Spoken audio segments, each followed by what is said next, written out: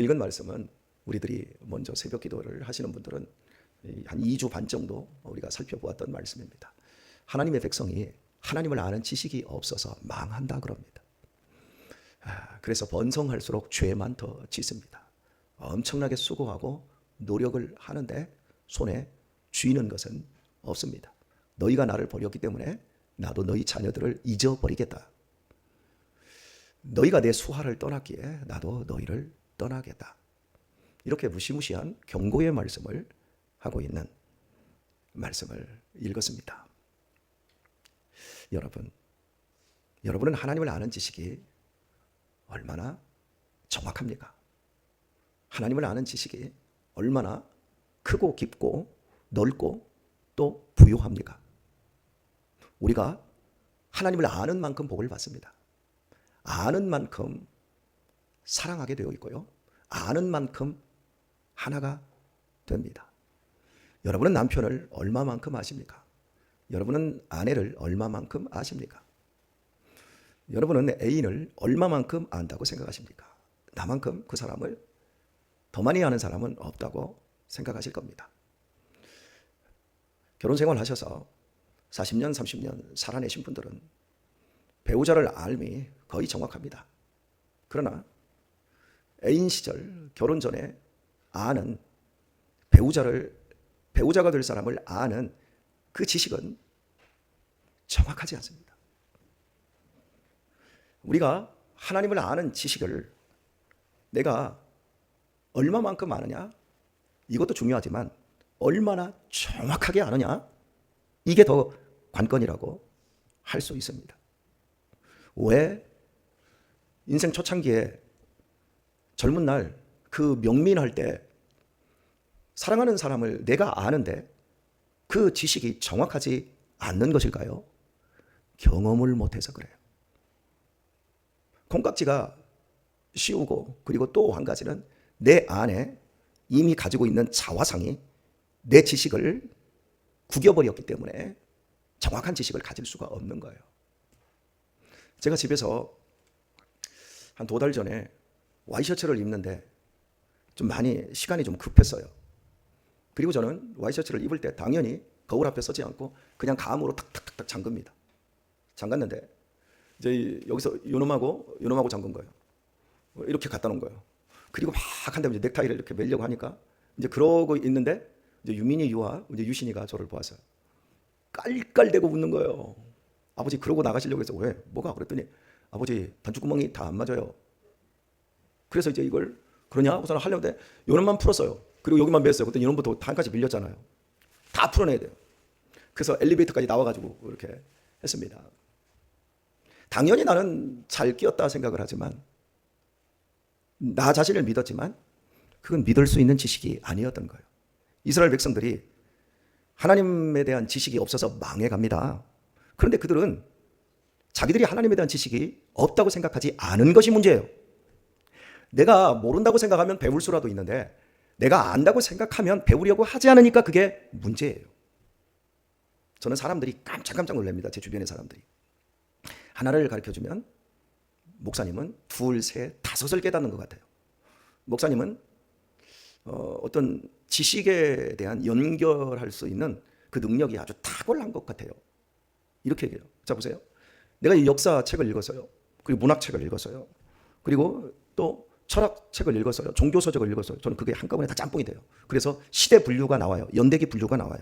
그리고 이쪽에서 역사의 사건이 있었는데 이 사건에 이쪽에 문학을 읽어보면 이래서 그랬구나. 심리학적으로도 이 사람이 판단이 되어져요. 이게 지식이라고 하는 건 그냥 일목요연하게 도서관에 서가가 분류되어 있듯이 교양, 역사, 종교 이렇게 분류가 되지 탁탁탁 정해져 있으면 안 되고 지식이라고 하는 것은 내 안에 들어오면 이게 살아있는 것으로 융합되어서 내 속에서 이게 막 만들어져야 이게 진짜 지식이 되는 거예요. 내가 이쪽 과목에서 심리학을 제가 지금 공부를 해요. 심리학을 하는데 저는 철학이나 종교라든지 신학 또 문학을 그동안 굉장히 많이 했거든요. 하다 보니까 이 심리학을 하는데 굉장히 어렵다고 그러는데 이게 어려운 게 아니라 스펙타클해지는 거예요. 너무 재밌는 거예요. 그리고 사람을 더 많이 알게 되어져요. 제가 왜 문학을 굉장히 많이 어린 시절부터 책을 읽었냐면 신학을 하는 목사님들이 죄송한 얘기입니다. 사람을 잘 몰라요. 사람의 심리를 잘 몰라요. 다른 사람을 별로 이해를 못해. 다는 아니지만 제가 경험한 목사님들은 신학이라고 하는 것으로 딱 고정되었고, 그리고 어린 시절에 그래도 직업을 좀 사회적인 직업을 경험하다가 30, 40 정도의 목회를 시작하신 분들은 가난한 사람들의 심정도 알고, 노동자의 아픔도 알고, 직장 생활하는 사람들, 사업하는 사람들의 고뇌와 돈의 쪼달림, 이런 것들도 좀 아는데, 아주 어린 시절부터 그냥 목회자의 자녀로 자라나서 바로 20살 때 신학교 가고 전도사가 되고 목사가 되신 분들은요, 제가 보면 세상 물정을 하나도 모르고 사람을 너무 모르는 것 같아요. 그런데 저는 사람을 알고 싶어서 문학 작품을 많이 읽었어요. 시도 많이 읽고 소설도 많이 읽고 사람을 많이 이해하고 싶어서. 그런데 나이가 먹어서 제가 보니까 문학으로는 사람을 이해가 안 돼. 다가 이해가 안 돼. 사람의 그 드러난 모양새는 알겠는데 그 사람의 중심이 왜 그런지는 모르겠어요. 그래서 제가 이제 그 부분에 대한 갈등이 굉장히 많았는데, 심리학을 공부를 하면서 드디어 사람이 저래서 문제가 있구나. 그 사람에게 드러나 있는 문제와 그 문제의 근원도 알게 되어지고, 그리고 심리학에서는 문제의 근원의 핵심적인 근원을 얘기를 못합니다. 그런데 저는 알아요. 왜? 그 안에 죄가 들어있으니까. 인생의 밑바닥에 가장 큰 게 죄가 들어있어요. 여러분, 우리가 친구가 나를 많이 이해를 해줍니까? 내 부모가 나를 많이 이해해 줍니까? 친구지요. 친구는 무슨 얘기도 해요? 친구하고는 무슨 얘기도 해요? 속 얘기도 하죠. 근데 부모하고는 속 얘기를 못하는 자식들이 있어요. 친구하고 속 얘기를 하잖아요. 재미있어요. 이해가 되는 것 같아요. 왜 그런 줄 아세요? 속 얘기는 다 죄 짓는 얘기야. 속 얘기는 하나님을 다 빼놓고 누구 씹어대고 뭐가 어떻고 다 그 친구 간의 속 얘기. 술 먹은 사람들은 속 얘기를 해요, 안 해요? 평소에 묵뚝뚝하고 굉장히 자기 방어적이었던 사람도 술 먹으면 무구장해제하고 속 얘기를 다 해요. 근데 그 속 얘기가 어때요? 따뜻한 얘기를 하던가요? 아니요. 서운하고 속상한 얘기도 하고요. 즐거운 얘기도 하지만 결국 인간의 속 깊은 곳에는 죄가 들어있는 거예요. 근데 겉으로만 우리가 서로를 알아가고 하나님을 아는 그 모든 지식들이 그냥 겉으로만 표피적으로만 알아가는 거예요. 이스라엘 백성들이 오늘 이 본문 호세아 4장 경고를 받던 그 시대에 성전이 최고로 활성화되었었어요.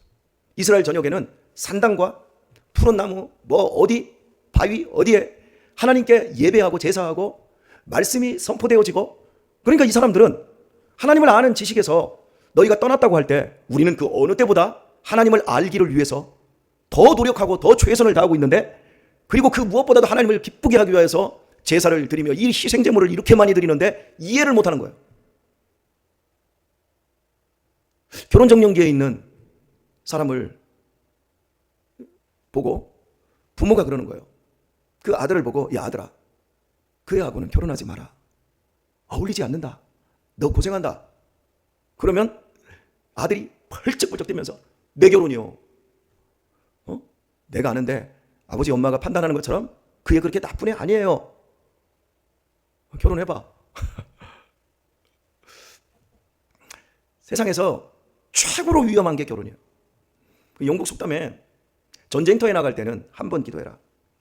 먼 바다에 고기를 잡으러 나가든지 먼 나라의 장사길을 나갈 때 배를 타고 나갑니다.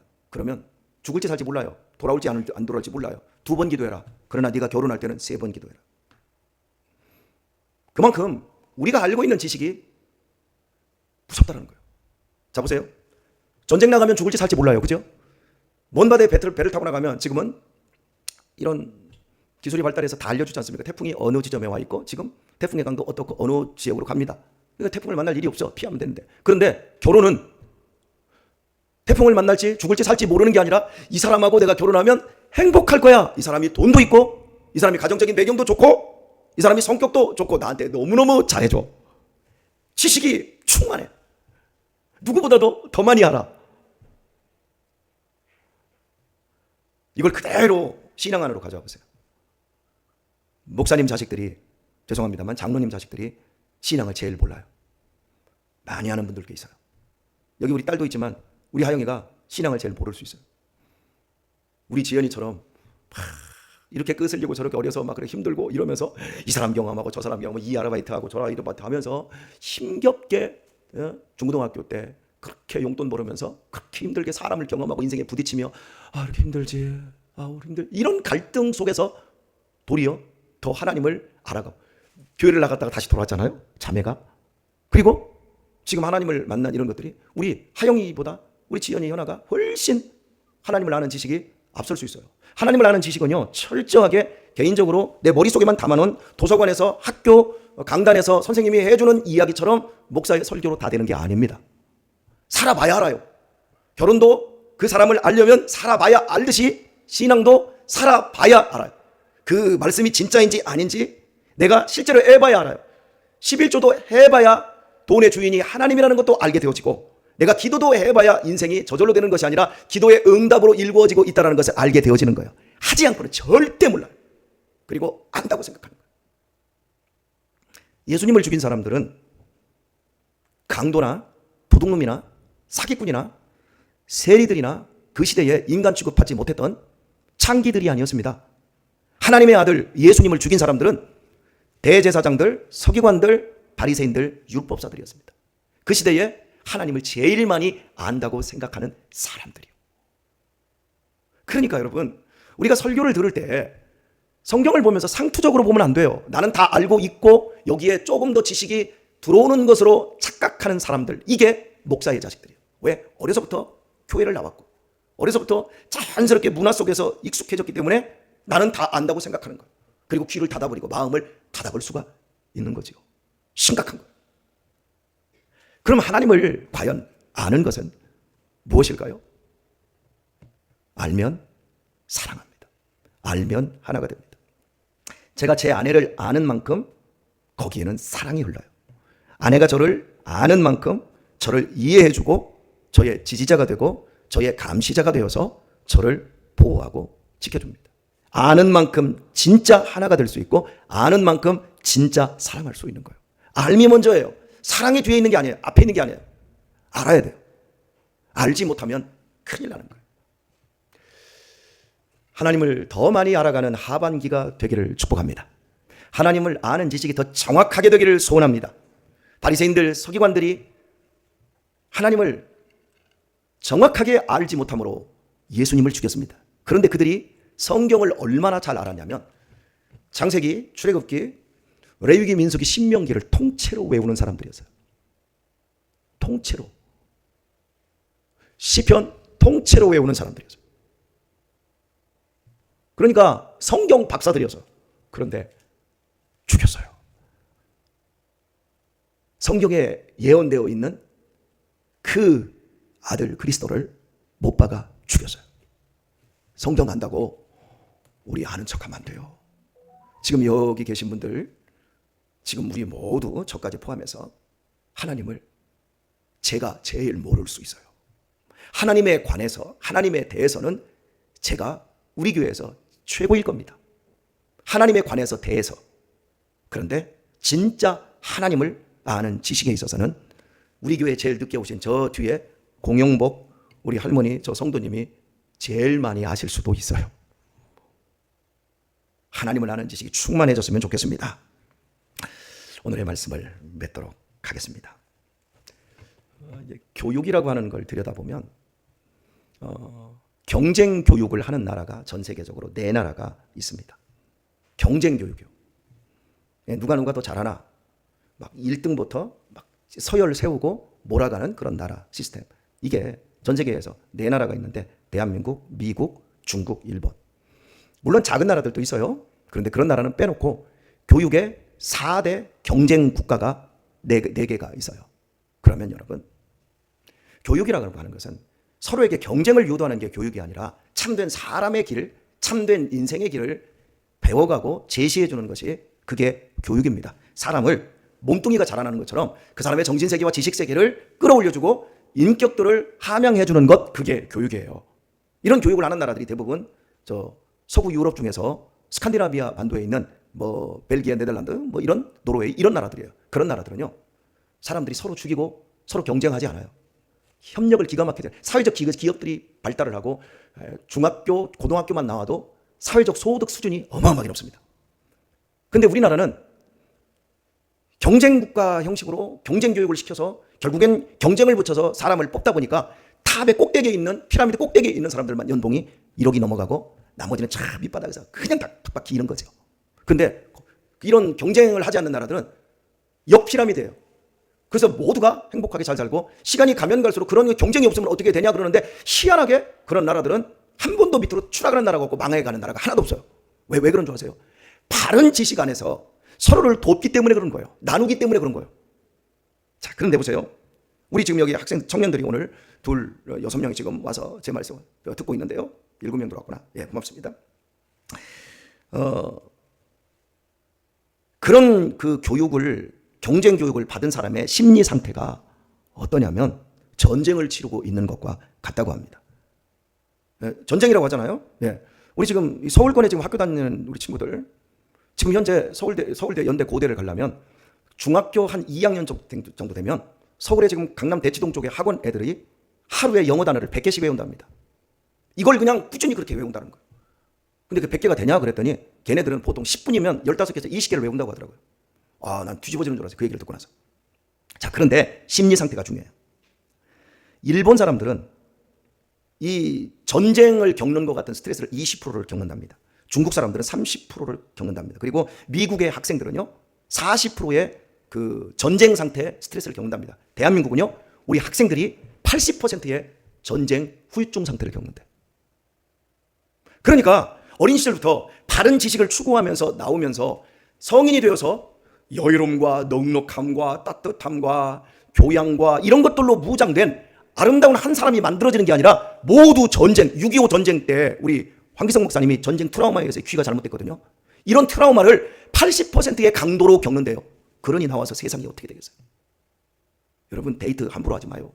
혜원아, 이쁘게 생겼는데 남자 잘못 만나면 인생 정말 어려워. 너희 엄마 아빠도 위험해질 수 있어. 무슨 말인지 이해되지? 내가 우리 딸한테도 그랬어. 너 연애 함부로 잘못하면 나 큰일 난다.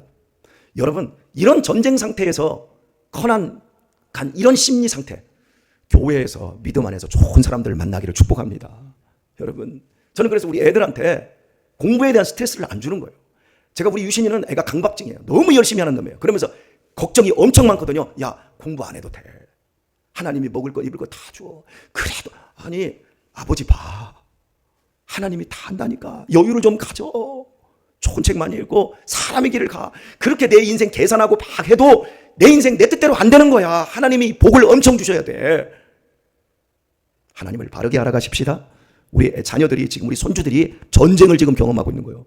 그 트라우마가 다 있을 텐데 우리 할아버지 할머니들이 우리 손주들 끌어안아 주시고 전쟁의 보성과 그 무시무시한 화약 냄새를 맡고 지금 학교를 다니고 있는 겁니다. 걔네들 위해서 기도 많이 하시고 우리 학생들 청년들 연애 함부로 하지 말고 안다고 생각하지 말고 부모가 얘기해주고 또 목사가 얘기해주고 주변의 사람들이 얘기해주고 그런 말을 잘 듣고 인생을 아름답게 복되게 꼴지어 나가는 승리하는 우리 청년들 우리 어르신들 다 되시기를 예수님의 이름으로 축원합니다.